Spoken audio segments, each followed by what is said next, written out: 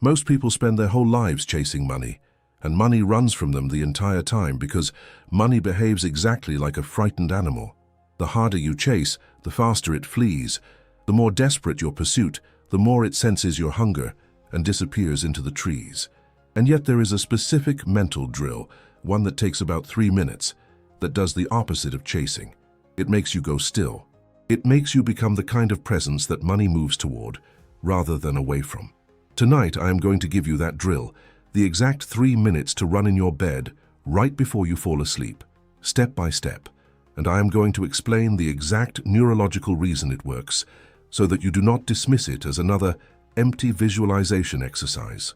Done in those last waking minutes before sleep, it reaches a part of your mind that is sealed shut during the day, and that is why money begins to chase the person who does it. This is not visualization. Visualization is something you do to a picture in your head. This drill is something you do to your identity. And when your identity changes, the money does not come to you because you attracted it. The money comes to you because it now belongs to who you have become. Let us start with the brutal truth about why money avoids you currently. Your brain has a setting, a thermostat, a baseline assumption about how much money belongs in your life. You did not choose this setting consciously.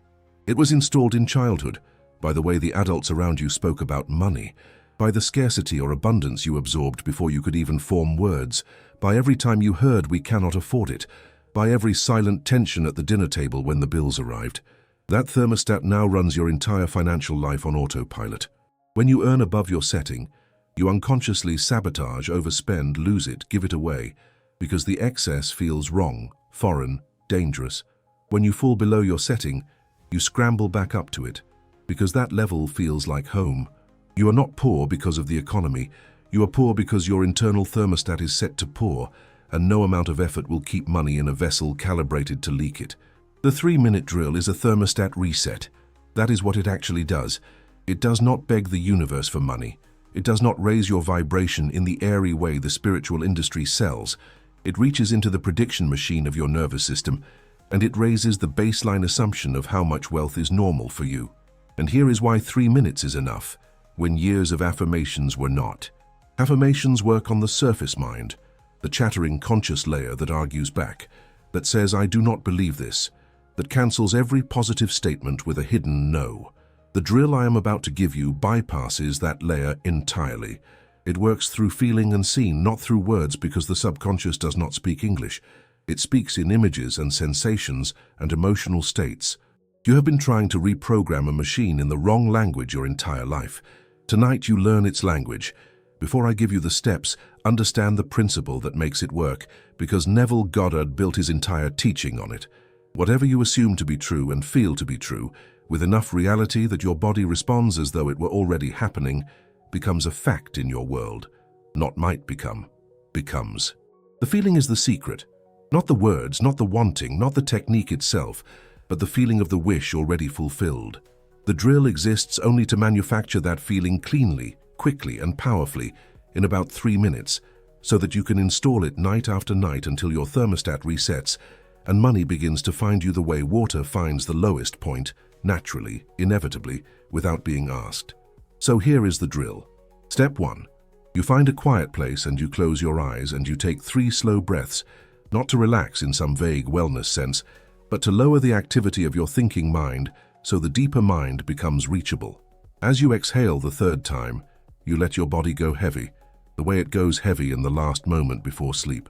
This drowsy, loose, heavy state is the doorway. It is the only state in which the subconscious accepts new instructions without argument. If you do this drill wide awake and tense, it will not penetrate. You must be soft, slow, almost sleepy. That is step 1, and it takes about 30 seconds. Step 2. You construct one short scene, just one, that implies the money is already yours. Not the money arriving, not the check in the mail. The aftermath. The scene that could only be true if the wealth were already a settled fact. This is where almost everyone goes wrong. They imagine the moment of getting, the dramatic windfall, the celebration. But the moment of getting still contains the wanting, still implies you did not have it a second ago. You must go past that into the ordinary aftermath, where having the money is simply normal. Perhaps you are checking your account balance and feeling nothing but calm satisfaction at the large number. The boredom of a man who has seen that number 1,000 times. Perhaps you are telling someone, quietly, that you took care of it. You handled the expense, it was nothing. Perhaps you are simply sitting in a space you could only afford from this new level, feeling the casual ownership of it. Pick one scene. Keep it small. Keep it believable.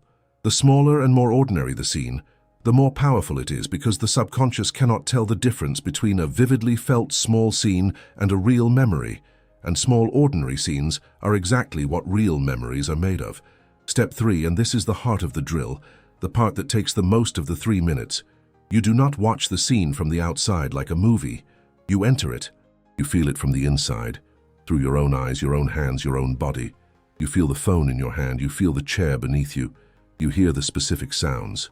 And above all, you locate the single feeling that scene would produce, the feeling of relief, of security, of quiet pride, of it being handled, and you let that feeling swell and fill your chest until your body actually responds to it, until you feel, for a moment, genuinely wealthy, genuinely safe, genuinely done with the struggle. That bodily response is the entire point.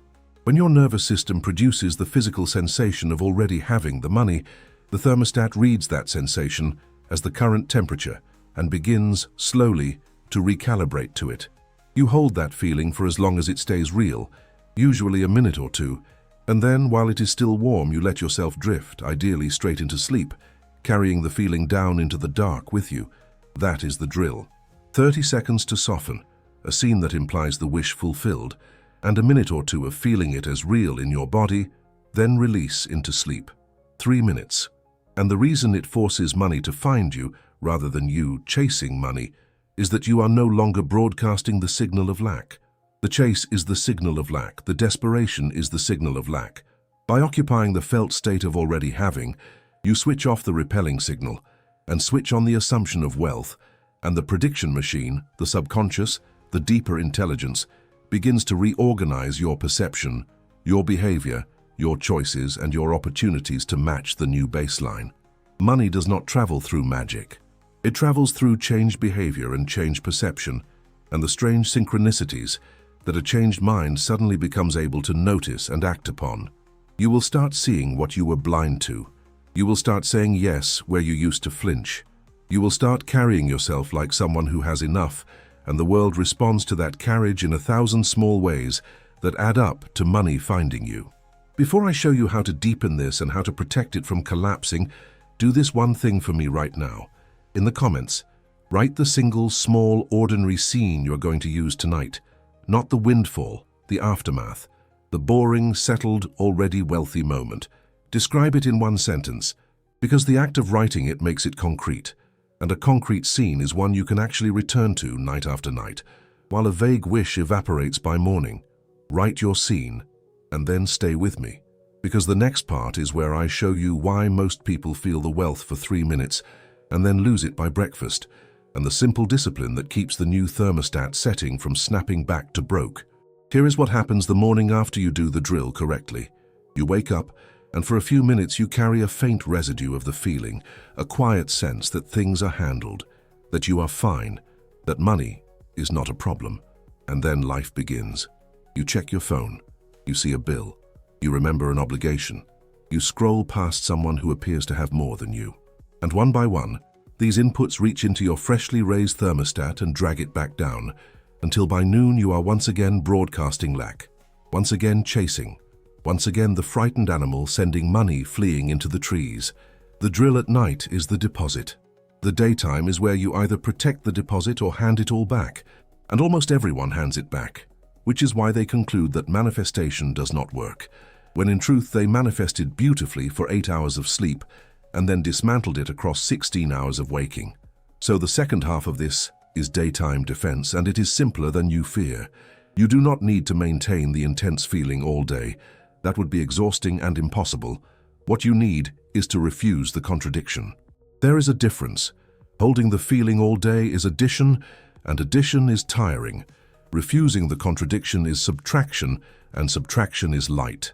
Every time the day presents you with evidence of lack, the bill, the comparison, the worry, you simply decline to complete the old reaction. You do not spiral. You do not rehearse the panic. You notice the input, and you let it pass through you without grabbing hold of your thermostat. You say internally, in effect, that is the old reading, not the new one, and you let it go. You are not pretending the bill is not there. You are refusing to let the bill rewrite the setting you installed last night. This is the whole discipline. Not forcing positivity, just refusing to ratify the lack. The reason this works is that your thermostat does not reset from a single night of the drill. It resets from the accumulation of nights, protected by days where you did not undo the work. Think of it like filling a bath with the drain half open. The drill pours water in. The daytime contradictions are the drain. If you do the drill, but leave the drain wide open with constant complaint, worry, and comparison, the level never rises. But if you do the drill and you simply close the drain, refuse the major contradictions, you do not even need to pour that much water in. The level rises on its own because you stopped letting it out. Most people are not failing to manifest. They are manifesting at night and draining it by day, and the fix is not more effort at night. It is less leakage during the day. Let me give you the most common drain, the one almost nobody catches, because it disguises itself as being responsible. It is the act of checking the bank account anxiously, checking whether the manifestation worked yet, checking the mailbox, the email, the phone, with that little spike of hope and the little collapse of disappointment when nothing has changed. Each check is a tiny ritual of disbelief. Each check says, I do not have it yet, where is it, has it come? In the silent language, the subconscious reads perfectly. The wealthy do not check anxiously because to them the money is simply there, a settled background fact, and you do not anxiously verify settled facts. So one of the most powerful daytime moves is to stop checking. Let the account be the account. Let the mail be the mail. Live as though the supply is handled, because in the only place that generates supply your assumption, it already is. The checking is the chase in miniature, performed 100 times a day, and stopping it is like calling off 100 small pursuits that were each sending money fleeing. Now I want to deepen the drill itself, because there is an advanced layer that multiplies its power, and it is the layer of the inner conversation. All day long beneath your awareness, you are talking to yourself, and most of that talk for a person who struggles with money is a low murmur of worry and lack. The advanced practice is to change not just the nightly scene, but the daily conversation, by carrying one short inner sentence that implies the wealth and returning to it in the dead moments, the waiting in line, the walking, the showering, the driving. Something like, it is so good to have more than enough, or money comes to me easily now. But here is the key that separates this from useless affirmation. You do not say it to convince yourself. You say it from the feeling, as a natural expression of a state you are already in. The way a genuinely content person might sigh and think, life is good, not to make it good, but because it already is. If you say the sentence to manufacture belief, it fails, because it implies you do not believe. If you say it as the overflow of the felt state from your nightly drill, it reinforces and extends that state into the daylight, keeping the thermostat warm between deposits. There is a question that always comes up here, and it is a fair one. How long until the money actually shows up? And I have to be honest with you in a way that most teachers are not, because the honest answer is the one that actually frees you. The money shows up on a timeline that you cannot control and should not try to predict, because the moment you set a deadline, you create wanting, and wanting is the state of not having, and you have just reopened the drain. The people who get results fastest are the ones who stop needing a timeline, who reset the thermostat and then simply lived from the new setting with no anxious eye on the calendar. The lag between the inner change and the outer result is real. It is the time it takes for the dense outer world to catch up to your inner shift, and that lag will be longer. The more you fixate on it, because fixation is contradiction. Release the when, hold the what, and the when takes care of itself far faster than your impatience would ever allow. Consider how this changes your relationship to setbacks. In the old mind, a financial setback was proof, evidence, a verdict, a reason to panic and chase harder. In the new mind, a setback is just the old reality finishing its arc, the last echoes of the previous thermostat setting still playing out in the physical world before the new setting takes full effect. You meet it with the strange calm of someone who knows the seed is already planted and refuses to dig it up to check on it. This calm is not denial, it is dominion. The setback is real in the outer world, and you let it be there and you remain internally, the person whose thermostat is set to wealth. Over time, the setbacks thin out, because your changed behavior and perception stop generating them, but even while they appear, they no longer have the power to reset you, because you have learned the single most important skill in all of manifestation, which is to let the outer world be whatever it is while refusing to let it dictate the inner state. The deeper you go with this, the more you realize that the 3-minute drill is not really about money at all. It is about who you are willing to be in the privacy of your own imagination, night after night, regardless of what the outer evidence says. Most people will only allow themselves to feel wealthy after the world gives them permission, after the money is in the account, after the proof arrives. But the world only gives that permission to those who felt it first. This is the great reversal that breaks the broke mind. You do not get the money and then feel wealthy. You feel wealthy in the controlled laboratory of the nightly drill, and then the money arrives to match the feeling you have already been living in. The feeling is the cause, the money is the effect. And you have been waiting your entire life for the effect to produce the cause, which is precisely backward, and precisely why nothing changed, no matter how hard you worked. So let me put the whole practice in your hands cleanly, so you can begin tonight. Each night 3 minutes. Soften the body into the drowsy state. Enter one small ordinary scene that implies the wealth is already yours. Feel it in your body until you genuinely feel wealthy and safe for a minute or two. Then drift into sleep carrying the feeling. Each day, one job only. Refuse to ratify the contradiction. Notice the bills, the comparisons, the worries, and let them pass without grabbing your thermostat. Stop the anxious checking. Carry one quiet inner sentence that overflows from the nightly feeling. And release all timelines, because the supply arrives faster for those who are not standing at the door, demanding to know when. That is everything. It is almost insultingly simple, and that simplicity is exactly why it works, and exactly why most people will not do it, because they cannot believe that something so light could move something as heavy as their entire financial reality. But it can, because money was never heavy. Your assumption about money was heavy. The bills feel heavy because you assigned them the weight of your fear. The drill does not lift the weight through effort. It dissolves the assumption that created the weight in the first place. And on the other side of that dissolution is a strange new lightness, a state in which money is simply not a problem, not because you have suddenly solved it through struggle, but because you have stopped generating the problem at its source, in the thermostat, in the assumption, in the felt sense of how much wealth is normal for someone like you. Raise that, protect it, and money stops being something you chase.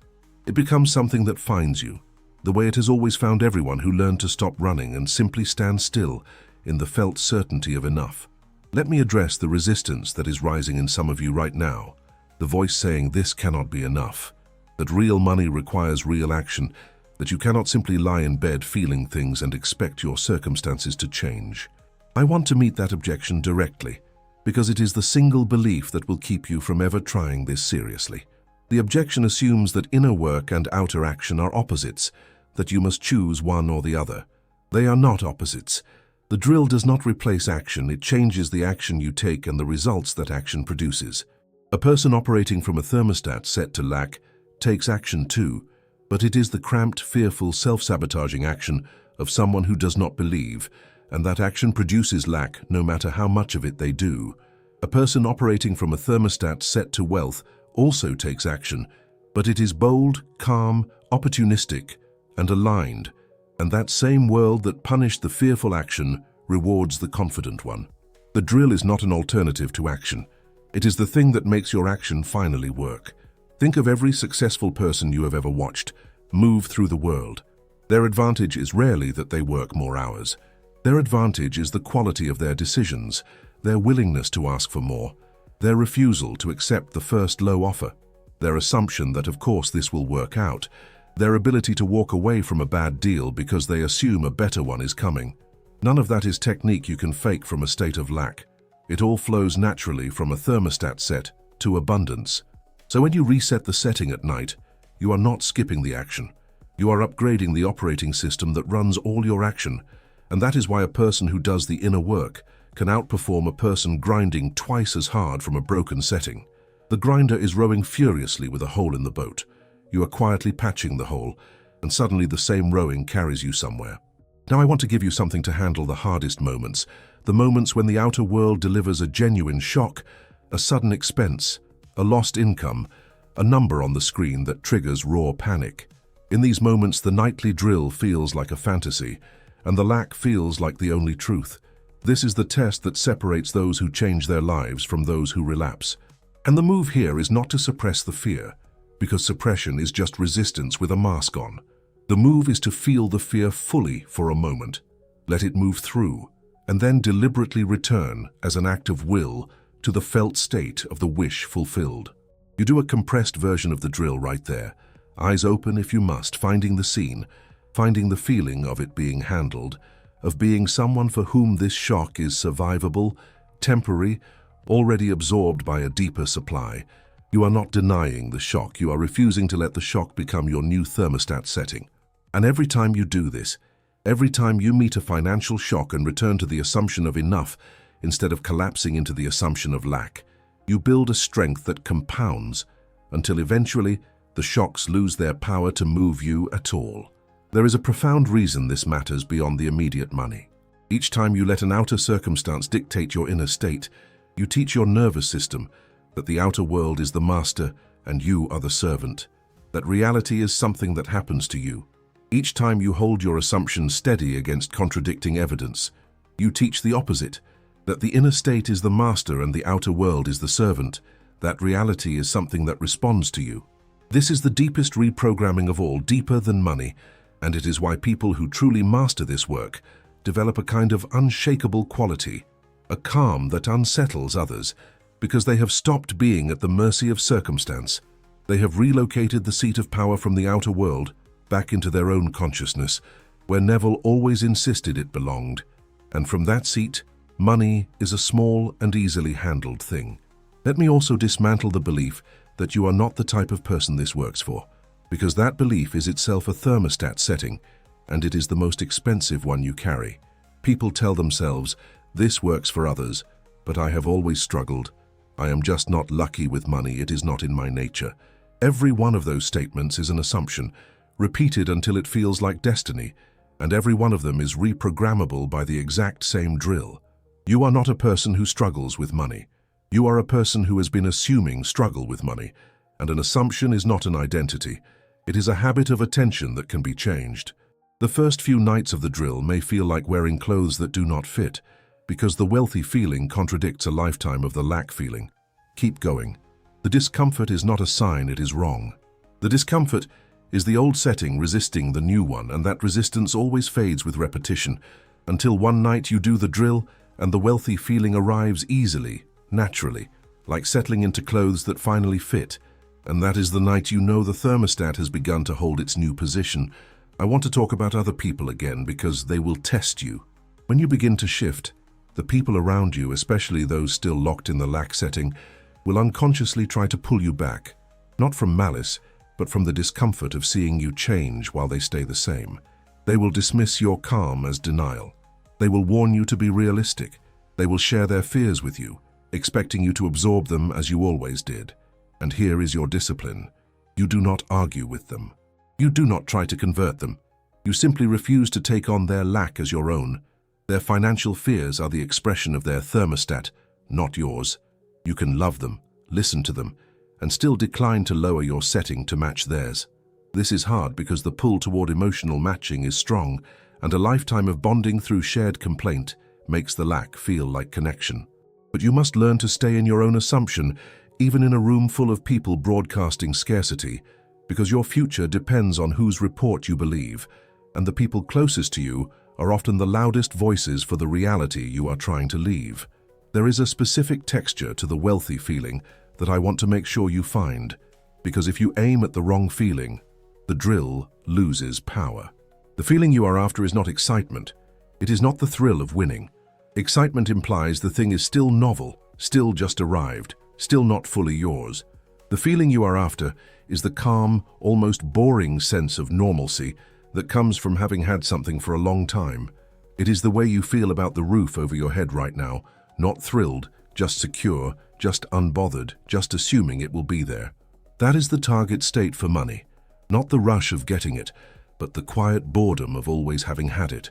When you can generate that specific flavor of unremarkable security around money in your nightly drill, you have found the exact frequency that resets the thermostat, because that boredom, that lack of charge, is the signature of something the subconscious has fully accepted as real.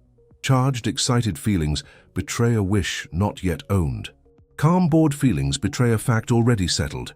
Aim for the boredom of wealth, and you will get there far faster than those chasing the thrill of it. And here is a final mechanism that ties it all together: the principle of the assumption hardening into fact through repetition. The first night you do the drill, the wealthy feeling is a guest unfamiliar, easily evicted by the morning. But each night you invite it back.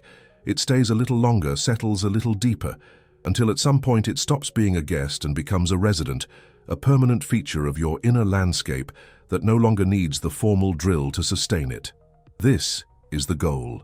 Not to do the drill forever as a chore, but to do it until the wealthy assumption becomes your default state, the baseline your mind returns to on its own, the way it currently returns to lack on its own.